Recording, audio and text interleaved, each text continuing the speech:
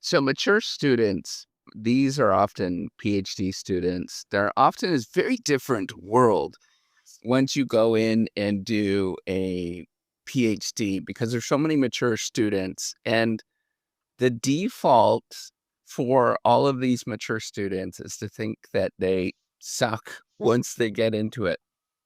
And that's the absolute default that you're gonna feel. It's a weird thing that happens. You're at the top of your profession usually or doing spectacularly well, and you look around and you decide to go back to school because that you think that you're already really, really good and you can advance. Maybe you advance your career. Maybe you would want to go and do research in a particular thing. And then you go back and you realize everybody else is doing the same thing. And you're probably feeling as if that you are a, giant loser by actually doing this. And you go back and you never thought that this would be you. And then you realize like, oh my gosh, everybody is so much better than me. And everybody is spectacularly talented. And everybody is getting much more further along than I am. Except for me, I am this one person that feels like I'm a complete, idiot with this profession. And you do the sort of social comparison game where you look around and you say, you know what, all of my friends. So first of all, what's going to happen is you're going to realize all of your friends that you grew up with, and your parents and your relatives, they're going to question everything that you're doing and saying, you like, oh my gosh, you're really kind of crazy because you're going back to school and you're in your 30s, you're in your 40s, and you're back at school. Like, why are you doing this? And you're not going to have a good answer. And then everybody in the school, you're going to look around and you're going to say, like, oh my gosh, they're advancing so quickly. They're doing spectacularly well. And that they are maybe getting, research publications, or maybe that they're talking about all these different papers that they're working on. And you're thinking like, oh my gosh, I am such an idiot. I'm only doing one thing. And I feel like I'm terribly behind. And so you're going to be situated in these two worlds, and you're going to feel like a complete loser in all these domains. This is exactly what's going to happen to you as you're feeling. And people call this the imposter syndrome. I don't think that that is a really good understanding of what it is. I think it's much more better understood as um, all of a sudden you're just put in a league that is, frankly, often just better, right? Like there are people that are very talented and working hard and trying to do things. All of a sudden you're just around these people and you realize like, oh, I'm not the only one that's actually doing this. And then on the other side, you got the stupid label that's called student, which I think like it is the completely wrong position. We need to get different names and understandings of what PhD students really is. It probably should be more like research associate, um, or something along this lines. You really need to come up with a better name. Collectively, it's not going to happen. I'm not going to be able to move the needle, but I think it's often the problem is that there is no way to classify it. And as soon as you call student, everybody is like, oh my gosh, you're a big loser. So you're stuck in these two worlds and you're internalizing it as you're just like, I'm a big screw up all of the time. And if you work on, here's the thing that even gets worse. This is my own experience is if you work on something that is harder or better than what the typical person actually does. And I'm gonna be forthright with it at this moment because I knew I was working on something that was harder or better.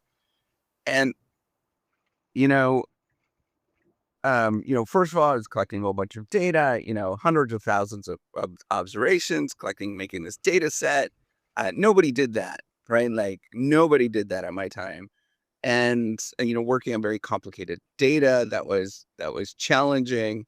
Um, and as well as coming up with completely new, very distinct new theory that nobody else has done before. So I understand, I get it, but that means if you're working on something that's hard like that, you're going to be even slower and even more behind. And the psychology of it is going to make you feel like you are a complete idiot, right? Like that's what you're going to feel. And that's how you're going to process things.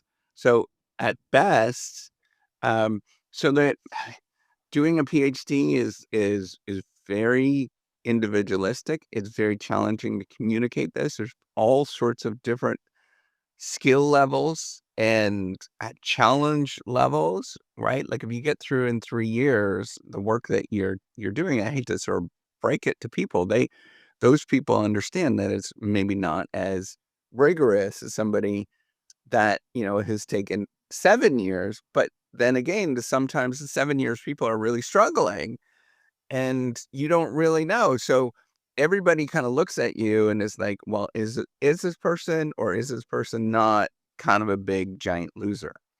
So all of this is to say, this is where I'm going to pivot and tell you that you're a friggin' rock star, no matter what. Like we you should internalize this as much as you can. You're already a rock star and you can walk away at any given time and do amazing things beyond what most people actually are capable of. And I want you to really internalize this. Like you're already doing the things that most people can't do. And you already are spectacular in a lot of different ways that is hard to communicate to the outside world, hard to suggest that you actually are, but you have to realize that you actually are a rock star. You are doing things beyond what, 99.9% of people actually do. It's like when um, it'd be much easier actually if you were training for a marathon. People understand that, like how challenging that actually is. They have a much better understanding. But I think a marathon is actually easier because it's such a short, training session. It's a fraction of the time that you have to actually train, right? Maybe a couple of months compared to doing this repeated thing for so long and you're internalizing it for so long. And as well, it's not observable. People will not understand what you're doing. Even when you write that paper, only like 3 people in the entire world are actually going to read the damn thing.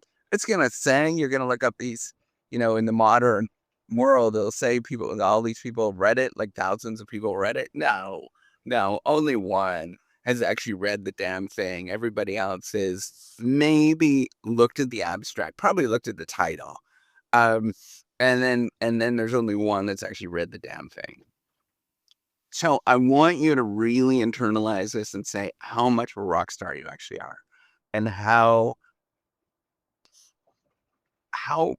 much of the world really depends on what you're actually doing. In the sense of like, if you walk away, you've already advanced knowledge, you've already advanced yourself, you've done so many different things, and you can walk away at any time. And any given day, it's a choice to get back up and do it again. And I want you to really understand and internalize that, right? Like, the best analogy is like the Navy SEALs, right? They encourage you to quit. And when you go into whatever buds, I guess it's what it's called, first, the hardest week, or, supposedly the hardest week, apparently gets worse. But you go through it and they're encouraging you to go ring the bell. You ring the bell to say that you quit. And you could do that anytime. And I encourage you at any time, you can quit, right? Like it is better for you to quit at any given time because you're already a rock star. It's like those guys that get invited to go to the Navy SEALs. They're already the top of the game. They're not, they're not slouches by any means. I want you to really internalize that you're already amazing. You're already doing things that most people can't do and will never choose to do. Um, and it's not even in their skill set to even consider. doing it. So just really internalize that and just keep walking forward, knowing how much of a rock star you actually are. And, just keep knowing that, internalizing that without being a jerk, right? Like have a sense of humility, but internalize it how much of a rock star that you actually are. All right. Take care and have a wonderful day.